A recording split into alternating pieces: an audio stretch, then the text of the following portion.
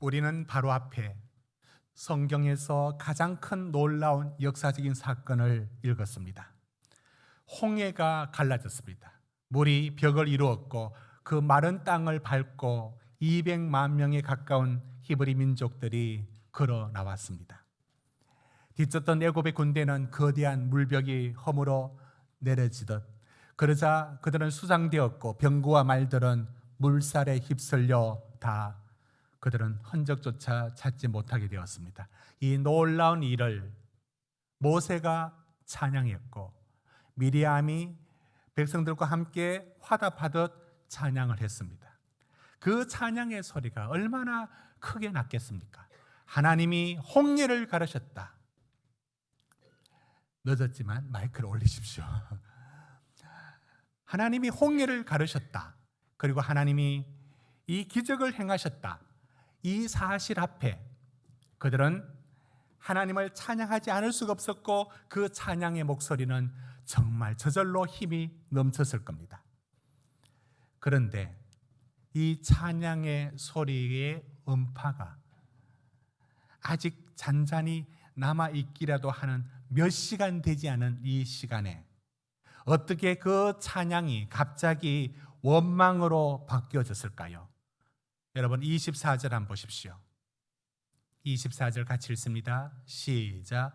백성이 모세에게 원망하여 이르되 우리가 무엇을 마실까? 여러분 사람에겐 연약함이라고 말을 해야 할까요? 간사함이라고 말을 해야 할까요? 방금 불렀던 그 하나님에 대한 찬양이 시간적으로 몇 시간 지나지 않아서 그 똑같은 입술에서 원망이 터져 나온다는 이 시간의 간격이 너무 짧다는 것, 이런 부분에서 때로는 인간이 연약하고 인간이 간사하다라는 생각을 갖습니다. 우리는 얼마 전에 집에 들어가면서 너무 덥다, 와, 왜 이렇게 더워, 9월인데 10월인데도 덥다라고 하다가 어느 날 갑자기 춥다라고 말이 입에서 나왔습니다. 올 기상청 보고에 따르면 지난 11월이 지금까지 가장 뜨거운 더웠던 날씨라고 말을 합니다. 11월의 날씨 중에 우리는 금방 더웠다가 금방 아우 추워 죽겠네라는 말이 입에 나올 때 우린 스스로 놀랐습니다. 어떻게 조금 전에 덥다라고 했는데 조금 전에 덥다라는 말을 까맣게 잊어버리고 춥다라는 말을 바뀌는데 이렇게도 시간이 짧은가? 점점 가을이 짧아지는 기후 변화가 있는 것 같습니다. 아니, 그건 그럴 수 있죠. 그렇지만 어떻게 찬양했던 목소리가 금세 원망으로 바뀔 수 있단 말입니까? 무슨 일인가? 여러분, 이들이 홍해를 건넜던 그 벅찬 기적의 하나님을 찬양했던 일들이 왜 이제 원망으로 바뀌어졌을까? 여러분, 이들은 지금 길을 가는데 물을 마시지 못합니다. 물이 없습니다. 그런데 분명히 알아야 될 것은 그들이 지금 가는 길이 하나님 가라는 길을 이탈해서 다른 길을 갔거나 그들이 하나님 앞에 잘못된 길을 간 게 아닙니다. 그들은 하나님의 인도를 받고 가고 있습니다. 여러분 22절 같이 읽습니다. 22절 시작. 모세가 홍해에서 이스라엘을 인도하며 그들이 나와서 수르 광야로 들어가서 거기서 사흘 길을 걸었으나 물을 얻지 못하고, 여러분 그러니까 수르 광야에 들어간 것은 홍해를 지나서 그들은 하나님의 인도를 받고 있고 하나님의 인도 속에서 그 길을 갔다는 것을 놓치면 안 됩니다. 그들은 지금 물을 마시지 못하는 이 길이 하나님을 떠나서 잘못된 길을 걸어왔기 때문에 걷는 길이만이 아니라 이건 하나님이 인도했던 길이고요, 하나님이 그 물을 마시지 못하는 길도 허락을 하셨다고 볼 수 있고 그 물을 마셨는데도 선물이었다라는 것도, 이 모든 것도 하나님의 인도 속에 들어있었습니다. 하나님을 떠난 길만이 아니라 하나님의 인도 속에서도 이 길이 있었다는 겁니다. 여러분, 물이 뭡니까? 다른 건 몰라도 이것만큼은 채워져야 되는 게 물 아닙니까? 지금 이들에게 물이 없으면 그래? 그럼 나중에 마시지. 이 문제가 아닌 겁니다.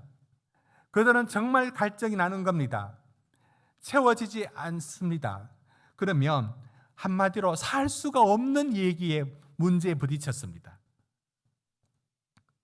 그래서 목이 타들어 간다는 것은 당장 마실 물이 없다라는 것만이 뜻하는 게 아니라 이러다가 우리 못 살겠다라는 이 문제까지 확 다가와 있는 겁니다. 바로 이 문제입니다. 그들은 하루는 견딥니다. 곧 나오겠지. 곧 물이 주어지겠지. 이틀째. 아직 폭발 직전이지만 누구도 아직 말은 하진 않았습니다. 왜냐하면 그들은 홍해를 가르신 하나님을 보았고 그들은 찬양했던 게 얼마 지나지 않았습니다. 그러나 그들 속에는 누군가 한 사람이라도 먼저 말을 하면은 이제 그 불만이 확 퍼질 정도로 터져 나올 정도가 되었습니다. 그게 사흘째 되었습니다. 물이 없는 겁니다. 아니, 물이 없을 때 그들은 이 문제를 어떻게 보느냐면 하나님이 뭘 하시느냐 이겁니다. 홍해를 가르시는 그 물을 관리하시던 하나님이 내 작은 목구멍에 이 갈증의 물을 채워주지 않는다. 뭐 하시느냐고요? 이게 바로 신앙의 문제로 금세 밀려옵니다. 여러분은 이들이 홍해길 나와서 걸어가다가 광야길에 들어가서 물 마시지 못하고 이런 고생하는 걸 여러분들은 어떤 식으로 해석을 하십니까? 여러분은 이런 걸 어떻게 봅니까? 인생이 바라보는 이 광야의 해석 방법이 있습니다. 저는 아주 오래전에 청년 시절이었죠. 구미에 금오산이라는 산이 있습니다. 청년부에서 수련회를 갔는데 갑자기 가게 되었습니다. 겨울이었고 산은 온통 빙판이었습니다. 그런데 아무 준비도 하지 않았는데 갑자기 우리 산에 가자 해서 산에 갔는데 구두를 신고 그 빙판길 금오산에 올라갔습니다. 근데 올라가긴 올라갔는데 내려오면서 신발을 신으니까 발이 아프고 벗으니까 차갑고 이래서 고생 엄청 했습니다. 겨울산 이제 겁을 내게 되었습니다. 그래, 산에 가면 다 고생하는 거지. 그 고생하는 재미로 가는 거 아니야? 고생하니까 산에 가는 거지. 여러분, 인생을 해석하는 하나의 방법이 사람들이 이런 관점이 있습니다. 인생은 원래 그런 거야. 다 인생은 고해 같아. 다 힘든 거야. 이렇게 인생을 해석하는 해석적인 그 방법이 그 대중가요라고 하는 주로 옛날 노래의 그 가사가 담고 있는 그런 사상이라 할까 생각들이 인생의 문제를 많이 얘기합니다. 예를 들면 하숙생이라는 노래, 인생은 나그네 길, 어디서 왔다가 어디로 가는지 정처 없이 흘러서 간다, 이런 거라든지, 그렇고 그런 거야 뭐 이렇게 부르는 노래. 그러니까 인생에 대한 많은 유행가 대중가요들은 인생을 바라보는 그 독특한 철학이라 할까 생각이 거기 담겨져 있습니다. 지난 우리 경로대학에 우리 소풍을 갔습니다. 차가 3대 같이 갔는데 제가 1호차 탔다가 그 다음 2호차 탔다가 3호차 번갈아 탔습니다. 그래서 제가 아무도 원치도 않고 또 듣고 싶지 않지만 이제 준비는 하고 있습니다. 거기서 어떤 노래를 불러야 되는지. 그래서 저도 경로대학의 여러 경험들이 누적되어서 살아남는 방법을 알고 있죠. 그래서 늘 갖고 있는 산포로 가는 길이라는 노래로 1호차에서도 불렀고 2호차, 3호차에서도 불렀습니다. 근데 제가 누군지 말씀을 드리지 않지만 우리 경로대학을 잘 이끄시는 그 어떤 권사님이 계세요. 제가 놀라운 건 이겁니다. 찬송가, 복음성가를 2절을 거의 몰라요. 1절은 대충 흉내 내는데 2절은 모르는데, 그런데 그분의 노래 대중가요는 아무리 길어도 틀림없이 다 알고 있어요. 참 신기하다. 언제 저걸 가사를 보지도 않고 저렇게도 잘하고 노래를 막 끄습니다. 막 그렇게 잘 부릅니다. 대중가요의 가사를 가만히 들어보면 공감이 가요. 특히 옛날 노래는 인생은 다 그렇고 그렇다. 그렇게 공감이 가면서 그런 그 대중가요가 갖고 있는 것에서는 지혜가 담겨 있다고 봅니다. 인생의 지혜가.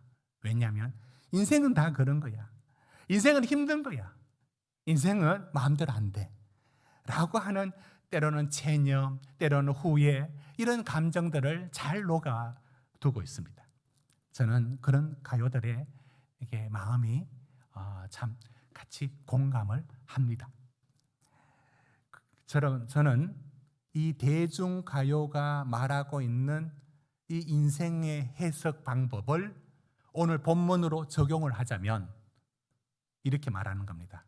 그래, 왜 마라의 선물을 마셨다고? 인생이 그런 거야. 인생은 다 그런 거야. 멀고도 험하고 고달픈 거야. 라고 하는 부분들은 평범한 말 같지만 인생에 대한 달관, 그리고 그것을 약간 물러서 보는 관조의 마음이 들어 있습니다. 그렇지만 이 대중가요가 말하고 있는 인생의 해석 방법이 틀렸다고 저는 생각지 않고 지혜로움이 있다고 봅니다. 그렇지만 그 틀로서 이 오늘의 본문에 이들이 당하는 이 광야에서의 선물을 마시고 물을 마시지 못하는 이 어려움을 해석할 수는 없습니다. 왜 그런가 하면 인생은 다 그런 거야 라는 것은 누구나 알고 있고, 또 그런 부분에 일정 부분 전도서가 말하고 있는 것처럼 우린 또 거기에 동의할 수밖에 없습니다. 인생이 그런 거 아닙니까? 그러나 그거로만 해석하지 못하는 한 영역이 있음을 저는 오늘 본문에서 발견합니다. 그건 이것 때문입니다. 여러분, 이들이 길을 잘못 가서 수로 광야에 들어가서 물을 못 마신 게 아닙니다. 선물을 마신 것, 그들이 잘못해서 마신 것도 아닙니다. 인생이 다 그렇고 그래서 그렇다로 풀 수 없는 게 있습니다. 그건 이것 때문입니다. 하나님은 지금 그들이 가는 길을 하나님이 지금 어디로 인도하고 계시고 있습니다. 여러분, 우리가 찾아서 읽어보겠습니다. 뒤로 가서 13장 17절 18절을 우리 다시 한번 읽어봅시다. 뒤로 2장을 넘겨서 13장 17절 18절, 하나님은 그들을 어떤 길로 인도하셨는지 우리가 지난번에 다루었습니다. 우리 같이 읽습니다. 13장 17절 18절 시작.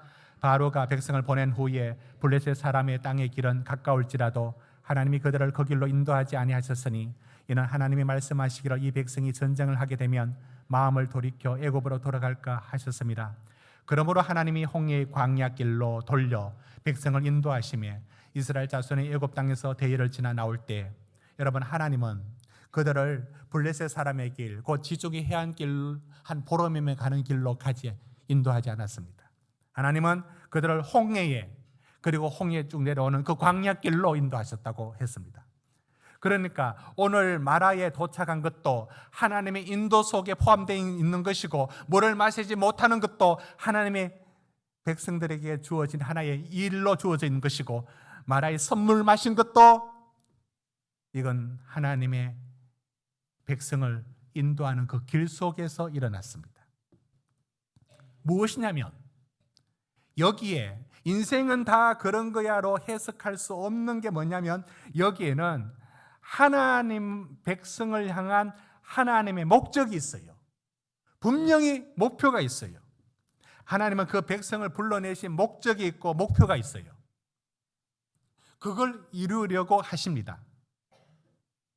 근데 누구도 그걸 원하는 사람은 없어요. 오직 하나님만 원하십니다. 우리의 본성은 원치 않습니다. 여러분, 말씀 한번 같이 볼게요. 19장 5절 6절 말씀 한번 띄워주십시오. 하나님이 이들을 인도하신 목적이 뭔가? 우리 같이 읽습니다. 시작. 세계가 다 내게 속하였나니 너희가 내 말을 잘 듣고 내 언약을 지키면 너희는 모든 민족 중에서 내 소유가 되겠고 너희가 대하여 제사장 나라가 되며 거룩한 백성이 되리라. 너는 이 말을 이스라엘 자손에게 전할지니라. 말씀 보십시오. 이렇게 되어 있습니다. 너희는 제사장 나라가 되며, 여러분 제사장이 뭡니까? 하나님과 백성 그 중간에 하나님을 이어주는 역할. 제사장 나라가 뭡니까? 너희 나라 통해서 열방이 하나님을 알게 된다. 이게 제사장 나라입니다. 거룩한 백성이 뭡니까? 애굽이라는 세상 법칙대로, 세상 마음대로, 세상 욕망대로 사는 게 아니라 내 백성다운 거룩한 백성을 만들기 위해서 내가 너를 불렀다. 너는 내 소유다. 5절 보십시오. 그래서 하나님 말씀이 기준이 되고 말씀에 순종하고 그 말씀을 지키며 세상이 아니라 하나님 말씀이 삶의 기준이 되는 백성을 만듭니다. 그게 거룩한 백성의 목표라는 하나님의 목적입니다. 됐습니다. 여러분, 하나님은 하나님의 백성을 향한 목적이 있어요. 거룩한 백성. 우리는 저 말의 의미를 다 모릅니다. 왜? 하나님이 목표로 하는 목적을 두고 내가 너희를 거룩한 백성 만들겠다고 할 때 그게 얼마나 거룩한 백성의 어떤 위치인지 우리는 상상을 못하고 우리 본성이 또 기대하지도 않습니다. 그러나 하나님은 우리를 향한 목적을 두고 있습니다. 여러분 출애굽기 20장에 10계명 나오기 전 20장 1절 2절에 말씀에 뭐라고 되어 있느냐면 한번 말씀 보십시오. 이렇게 되어 있습니다. 2절에 나는 너를 애굽 땅 종되었던 집에서 인도하여 낸 내 하나님 여호와니라. 너를 애굽 땅 세상에서 불러내었다. 세상에 종되었던 너희를 불러내었다. 내가 너를 불러내었다. 너는 내 백성이다. 내가 너희 여호와 하나님이다. 그 다음에 1계명부터 10계명까지 주어집니다. 3절부터. 여러분 그 1계명에서 10계명까지 그 뭡니까? 다른 신을 내게 두지 마라. 오직 여호와 하나님을 섬겨라. 우상을 섬기지 마라. 하나님 이름 망령되 일깨지 마라. 안식일을 기억해라. 그 시간을 기억해라. 그래서 네 삶이 하나님을 기억하고 살아가라. 이어서 살인, 간음, 도둑, 거짓말하지 말라. 이건 단순한 도덕과 윤리만이 아닙니다. 뭐냐? 하나님의 백성으로 살아가라. 그게 계명을 주신 이유입니다. 여러분, 그런 후에 출애굽기 24장 12절에 보십시오. 띄워주십시오. 율법을 가르칩니다. 여러분 율법이 뭡니까? 너희는 세상에 이렇게 살아가는 게 아니라 하나님의 백성으로 살아가는 방법이 율법인 거예요. 그 율법을 다 가르쳐 줬습니다. 그 다음에 뭘 일러주느냐면 율법을 가르친 후에 그 다음 주시는 게 무엇이냐면 25장 9절 보십시오. 성막을 지으라고 합니다. 성막이 뭡니까? 하나님과 교제하는 겁니다. 그 율법으로 그 백성의 삶을 살아가는 사람들이 하나님과 함께 살아가는 법이 성막입니다. 그게 25장에 반복되어 나와서 40장 끝장까지 나옵니다. 40장 34절에 보십시오. 이렇게 말합니다. 구름이 회막을 덮고 바로 그 성막을 통해서 여호와 영광이 성막에 충만하매 이처럼 하나님과 교제하며 사는 삶의 길을 주십니다. 여러분, 저는 오늘 이 본문의 말씀을 읽고 틀리지는 않았지만 세상의 해석 방법으로 광야의 길 인생은 다 그렇고 그런 거요 라는 말에 동의합니다. 그런데 성경은 그 위에 하나를 더 말하고 있습니다. 이들이 왜 물을 마시지 못했을까요? 이들은 왜 선물을 마셔야 했을까요? 왜? 홍해를 가르시는 능력에 전능하신 하나님이 내 인생의 목구멍에 이 문제 하나도 해결을 안 해주는 게 뭡니까? 우리가 인생에 던지는 질문이 이겁니다. 하나님의 전능하심이 내 인생을 풀어가는 데는 어디 서시려고 하나님 전능하신 겁니까? 요즘 영화 배우 중에 마동석 씨 인기 좋습니다. 마동석 씨는 팔뚝 때문에 캐스팅된 것 같아요. 그분이 그 몸을 안 가졌으면 그 역할에 별로 맞지 않는 것 같고 그게 딱 맞아요. 마동석 씨의 캐릭터는 팔뚝, 그래서 카메라 각도도 이렇게 해서 굉장히 더 크게 보이도록 그렇게 나옵니다. 여러분, 하나님을 우리 인생에 캐스팅할 때 뭐 때문에 캐스팅합니까? 마동석 씨는 힘이 좋아서 했는데 전능해서 아닙니까? 전능하신 하나님 때문에 우리가 하나님을 찾지 않았습니까? 그런데 그래서 하나님을 받아들였는데 그 하나님이 전능하지 않아요. 전능함을 나타내지를 않아요. 그러니까 팔뚝 가는 마동석을 어디 쓸모 있습니까? 힘없는 하나님이 우리 인생에 왜 힘을 안 쓰십니까? 하나님 전능하신데 그 전능하는 그 콧김 하나로도 힘으로 우리 인생을 다 해결할 수 있는데 왜 안 하시죠? 우리가 찾는 하나님은 언제나 돌을 떡으로 바꾸는 하나님, 성전 꼭대기에 사뿐히 뛰어내려도 다치지 않고 사뿐히 내릴 수 있는 하나님, 그래야 그를 하나님으로 받아들입니다.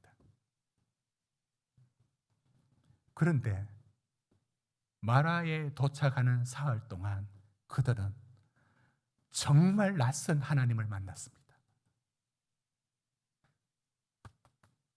갈증이 나는데 이거 하나 해결 못 해주는 거예요. 여러분은 인생의 마라가 그런 느낌으로 다가옵니다. 하나님 뭐 하시죠? 이게 바로 우리는 처음에 홍해 갈랐을 때 우리는 하나님께 이런 기대를 합니다. 그래, 이제는 하나님 구원의 백성이 되어 살아가면 성공과 형통과 행복이 펼쳐질 것이다. 이제는 온갖 행운이 내게 밀려올 것이고 나쁜 것은 다 물러갈 것이다. 라는 어쩌면 당연한 기대를 어느 정도 갖고 있는데, 씨앗을 뿌렸는데 그 중에 좀 자라다가 자라지 못하는 돌밭짝에 있는 그 씨앗처럼 우리는 당황하게 됩니다. 처음엔 좋았는데 왜 햇빛이 이렇게 타지? 왜 갈증이 나지?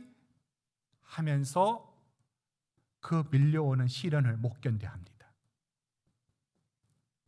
사랑하는 성도 여러분, 이것은 인생은 다 그런 거야 라는 해석의 틀로 더 이상 풀 수가 없습니다.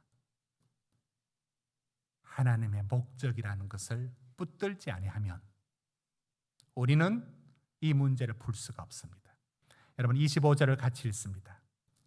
여러분 25절 같이 읽습니다. 시작.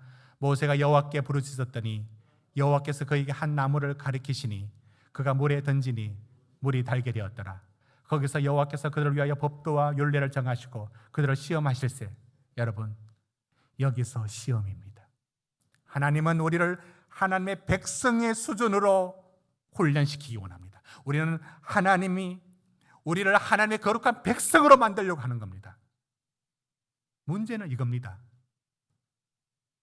여기서 제가 만약에 사랑하는 성도 여러분, 하나님이 우리를 향한 목적이 있습니다. 믿습니까? 이렇게 얘기했습니다. 그럼 여러분들이 아멘 하죠. 그거 틀렸습니다. 우리 본성대로 얘기하자면 거기에 아멘 나올 수가 없습니다. 하나님이 우리를 향한 거룩한 목적이 있습니다.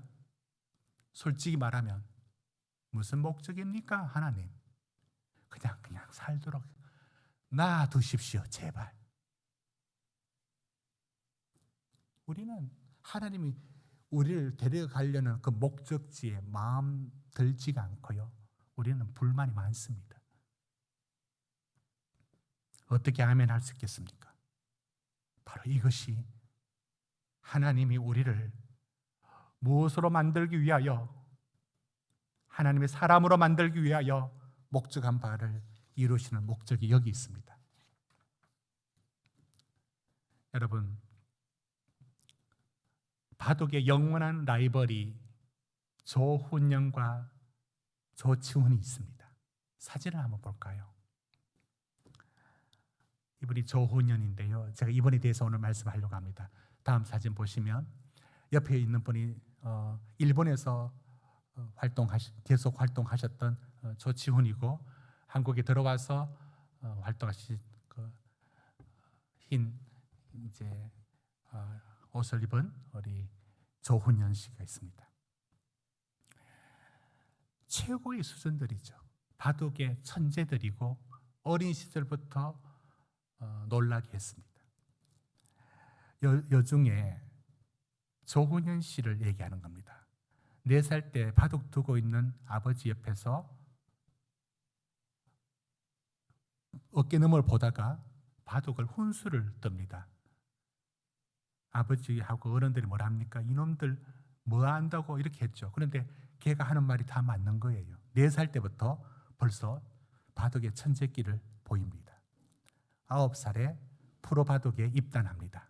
그리고 10살에 일본에 바둑 유학을 보냅니다. 바둑 유학은 2개의 라인이 있었습니다.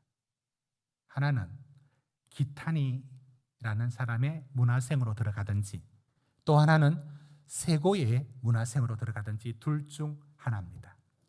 기타니는 아주 훈련을 엄하게 시키고 맹훈련을 시켜서 기량을 매번 높이고, 또 몇 년 안에, 단기간 안에 훌륭한 선수, 이름을 내는 선수들을 계속 만들어내는 그런 곳이 기타니 문화생이었고, 세고에는 평생 제자를 3명만 둡니다.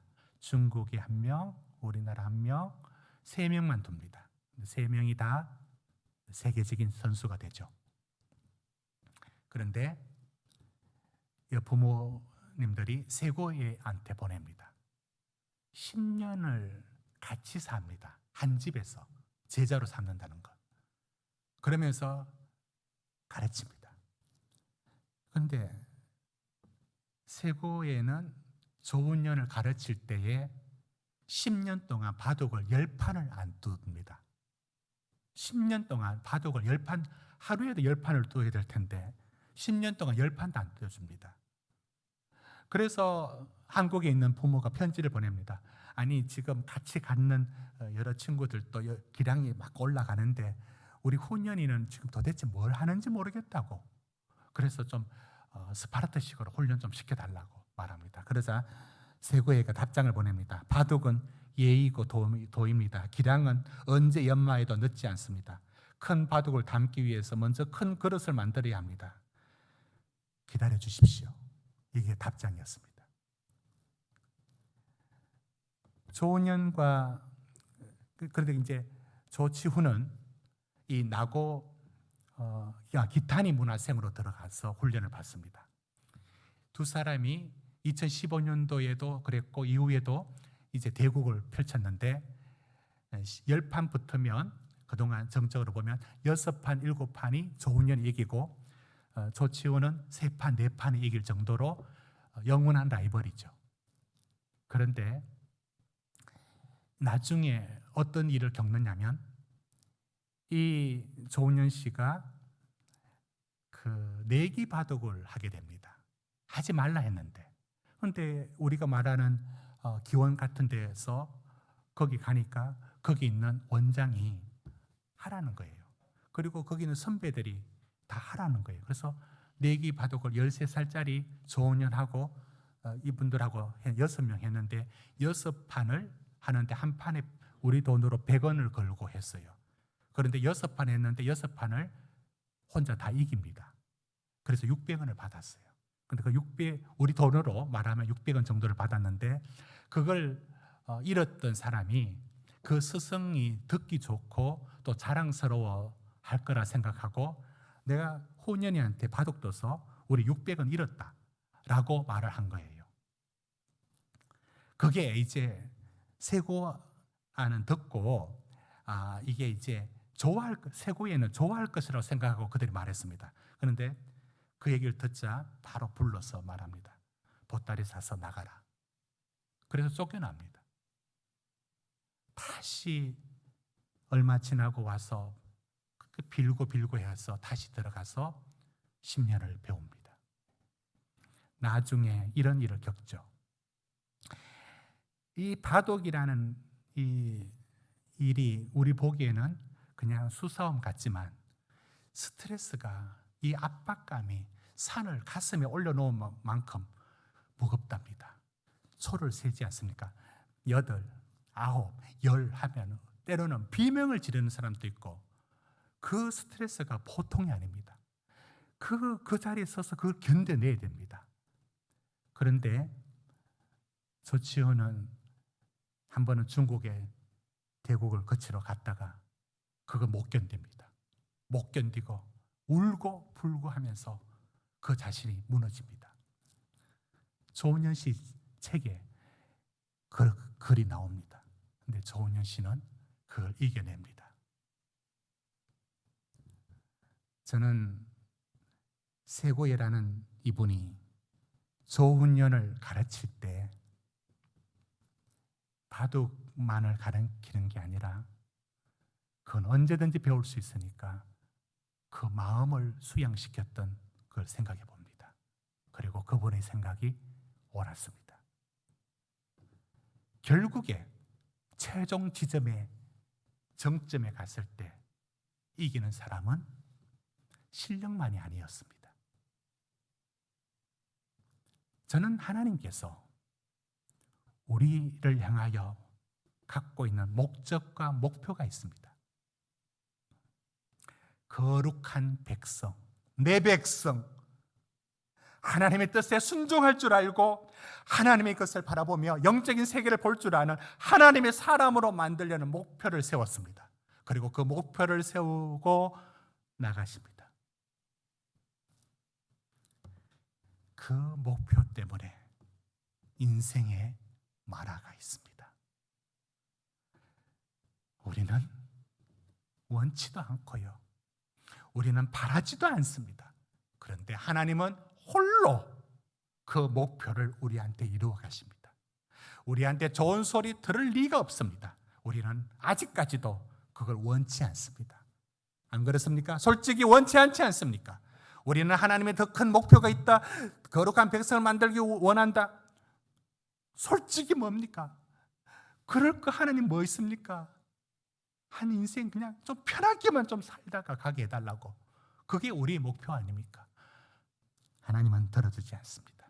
하나님은 당신의 뜻을 이루어 갑니다. 이것이 바로 인생의 마라가 주어지는 일입니다. 하나님은 이런 목표를 갖고 있습니다. 여러분 베드로전서 2장 9절 10절 말씀을 같이 읽어보겠습니다. 시작. 그러나 너희는 택하신 족속이요 왕같은 제사장들이요 거룩한 나라요 그의 소유가 된 백성이니 이는 너희로 어두운 데서 불러내어 그 기이한 빛에 들어가게 하신 이의 아름다운 덕을 선포하게 하려 하심이라. 그래서 우리를 불러냈습니다. 그래서 우리를 이끌어냈다고 말씀하고 있습니다. 에베소서는 또 이렇게 말합니다. 에베소서 1장 18절. 너희 마음의 눈을 밝히사 그의 부르심의 소망이 무엇이며 성도 안에서 그 기업의 영광의 풍성함이 무엇이며 아느냐고. 내가 너희를 부르신 목적을 아느냐고. 그게 얼마나 큰 소망이 있고 얼마나 풍성한지를 너희는 아무것도 모르잖아. 그걸 아느냐고. 나는 그걸 이루어낼 것이다. 우리가 원치 않는 중에도 하나님은 당신의 목표를 이루어 가십니다. 못난 우리들이 이렇게도 불순종하고 이렇게도 거절하고 이렇게도 대들어도 하나님은 지지 않습니다. 그동안 우리는 원망과 불평이 있다면 이게 바로 하나님의 뜻을 언제나 못 받아들이겠다는 우리의 발버둥 치는 것 일에 불과합니다. 사랑하는 성도 여러분, 오늘 하나님은 우리에게 말씀해 줍니다. 왜 실패했냐고요? 왜 질병이 있냐고요? 왜 경제적인 문제냐고요? 왜 관계에 어려움이 있느냐고요? 왜 내가 해결할 수는 없던 일들이 왜 인생이 썩어도 선 마라가 내 인생에 왜 있느냐고요? 인생은 다 그런 거야 라고 돌아서지 마십시오. 지금도 이해되지 않지만 하나님은 우리를 하나님이 원하는 목적지로 세우려고 하는 겁니다. 그 길 가기 위해서 우리는 1도 원치 않는 일들을 겪어나가게 됩니다. 끝내 우리는 알게 될 겁니다. 25절 마지막 한 번 더 읽고 마치겠습니다. 25절 시작. 모세가 여호와께 부르짖었더니 여호와께서 그에게 한 나무를 가리키시니 그가 물에 던지니 물이 달게 되었더라. 거기서 여호와께서 그들을 위하여 법도와 율례를 정하시고 그들을 시험하실세. 여러분, 바로 이겁니다. 결국은 거기에 한 나무를 꺾어 넣어야 했습니다. 저는 여기서 십자가의 그리스도를 보는 듯합니다. 아니, 너무 나갔다고 보십니까? 그러면 거기까지 안 나가도 좋습니다. 그러나 이건 분명합니다.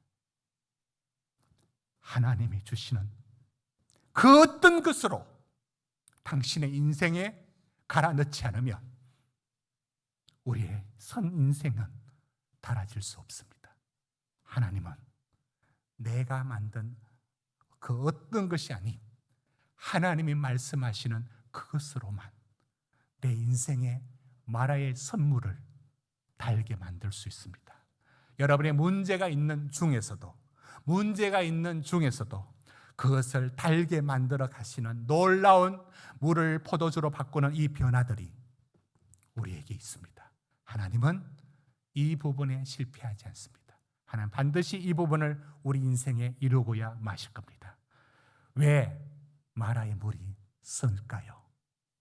왜 내 인생에 하나님의 전능하심이 사용되지 않고 이 목마른 갈증나는 길을 걸어가야 할까요?